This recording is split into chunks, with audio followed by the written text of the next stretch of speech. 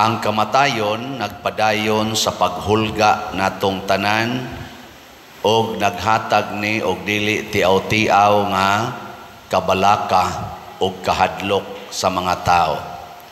Kinsa man ninyo dinhi ang dili mahadlok nga mamatay karong adlaw, ta sa kamot. Sige, kanang ni isas kamot karong taod-taod paimna og hilo, muriatic acid, tunoli kuno og mudawat ba. Mao na nga ay na lang ko ninyong ilad-ilara, hadlok itang mamatay.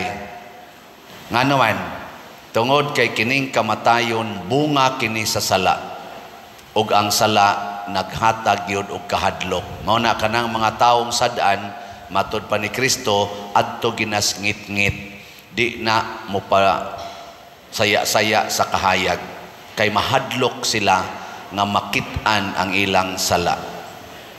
Kinsa man dinhi ang wa gyoy sala, ta sa kamot. Tanawa, hastang choir wa gyud mo isas kamot.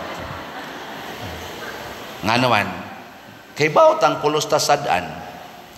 Unya unsa may gibuhat sa Ginoo tungod kay siya man ang nagbuhat natong tanan, siya man ang nagbuhat sa kalibutan, mianhi siya. Unsay hinungdan nga mianhi ang Ginoo, kay gihigugma pag-ayo niya ang kalibutan. Dili nianhi siya aron lang magpakita nga gamhanan siya, magpakita nga sikat siya, kung dili gugma ang hinungdan nganong nianhi siya sa kalibutan. Lingiyay mong tupad, ingna nahigugma kas atong kalibutan, ingna kano. Daghan ra ba nato ang gihigugma ang iya ra gyung kaugalingon ug ang iyang pamilya, pero wa mahigugma sa kalibutan. Pasabot og mahigugma tas kalibutan ang tibuok yung naa sa kalibutan. Di ba? Karon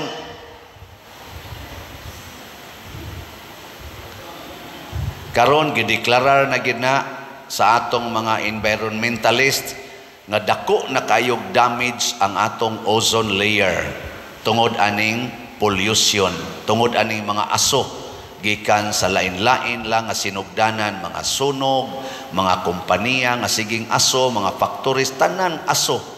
Purti na yung pagkadauta sa ozone layer nga hinungdan kuno aning global warming, climate change, sige ng baha, sige na ning mga bagyo, mga tsunami, mga linog, tungod na sa climate change, global warming. O kana, kalibutan na ha.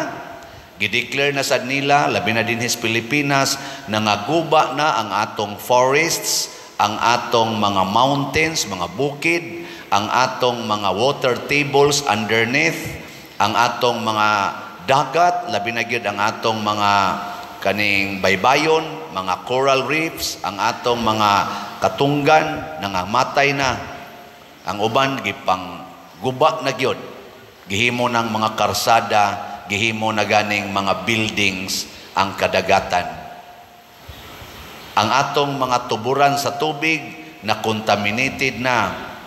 Ang atong mga sapa nangaguba na. Jutay na lang kaing sapa nga pwede pa kang maligo. Kasagaran ros mga sapa hugaw na kaayo, din agay takapanglaba, din ata kasag-ob og tubig didto. Mga 1980s makasag-ob patag tubig, karon gubao na. Ang mga naong sa mga tao karon nangaguba na.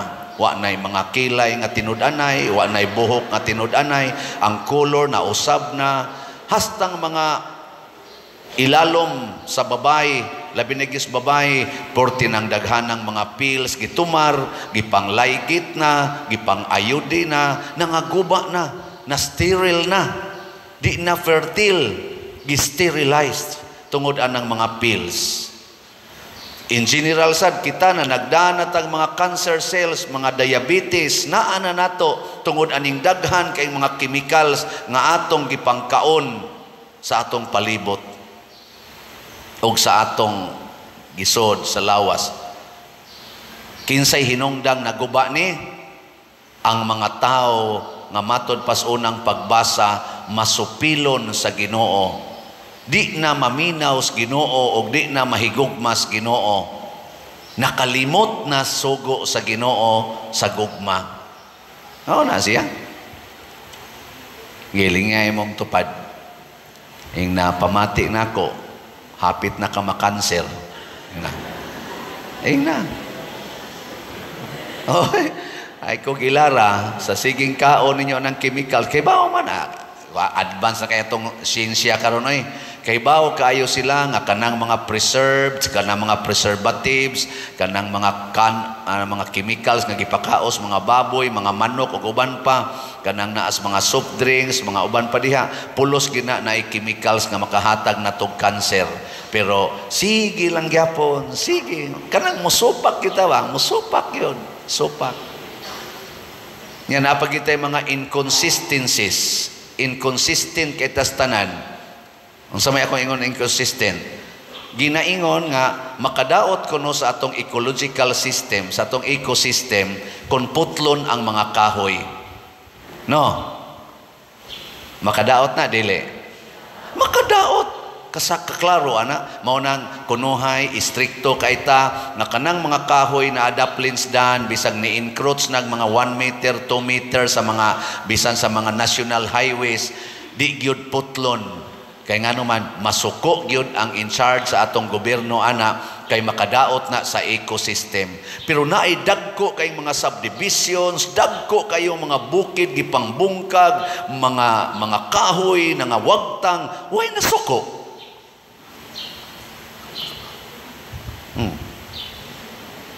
Tutok ba muna ako?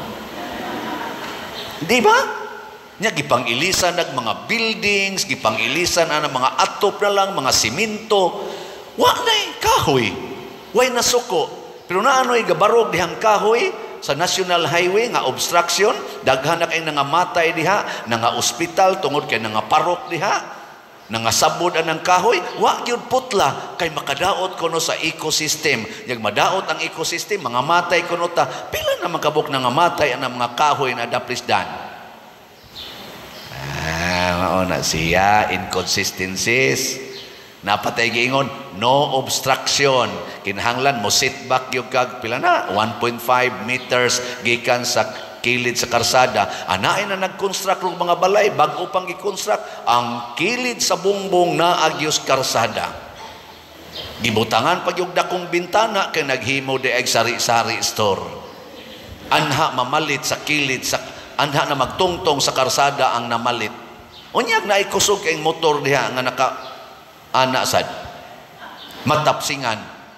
Maigo, moingon na itong naninda, di na nako problema kay panginabuhi ning ako. Yang kinabuhi sa imong isig katao, gamahal ka ana. Way ni badlong ana. Ay dagan niya. Napay mga leakings ani ato mga tubig din hikaros karsada, naas karsada nagsigig baha. Tungod sang adlaw hapit may makaligi sa motor nga nagsugat namo unya na-slide anang tubig, ni kalit lang og ligtiw ang gabuwag ang driver og ang motor, ang driver galigid-ligid padung namo muhunat narbaon ta migdagan may gani kay naka-brake mga hapit nga duha na lang kadupa maligsa na namo tong galigid-ligid nga tao kay nabuwag siyang motor kay nadakinas anang gilumutan nga karsada tungod anang tubig way hunong siging dalos niya na din sa ato naot unta tagaan nagpagtagad sa atong mga in charge. Ana pag magsigig pasirit anang tubig kay naglimpyos motor pero perting hugawas karsada tungod sa ilang pagpanglimpyos ilang sakyanan og sa motor nahugaw ang atong karsada mga buangon gyapon na. Sama na. Why gugma? Ang gugma di ay mo'y makaluwas. For God so loved the world that He gave us His only Son. He gave up heaven in order to be with us.